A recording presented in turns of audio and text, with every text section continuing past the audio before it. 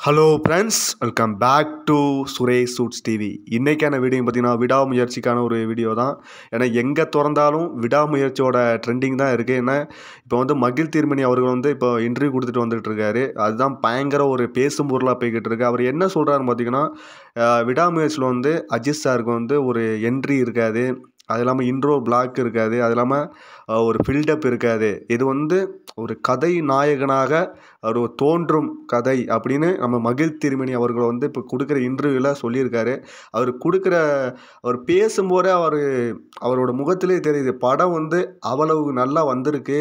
அது இல்லாமல் அவர் என்ன சொல்லியிருக்காருன்னா, இந்த படம் வந்து எல்லா தரப்பு ஆடியன்ஸுக்கும் இந்த படம் பிடிக்கும். அது இல்லாமல் பெண்களுக்கு இந்த படம் மிகவும் கனெக்ட் ஆகும். பெண்கள் ஆடியன்ஸ் வந்து இந்த படத்தை வந்து திரும்ப திரும்ப பார்ப்பாங்க அப்படின்னு இந்த இன்டர்வியூவில் வந்து ஒரு நல்ல ஒரு சந்தோஷமாக பேசியிருக்காரு.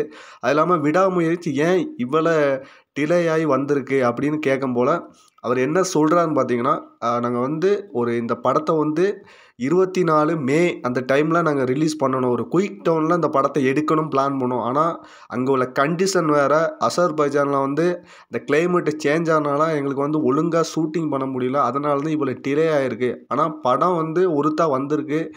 நம்ம அஜித் சாரே படத்தை பார்த்துட்டு சூப்பராக வந்திருக்கு மகிழ். நீங்கள் வந்து கவலையே பட வேணாம். நம்ம உழைப்புக்கு ஒரு அங்கீகாரம் கிடைக்கும்.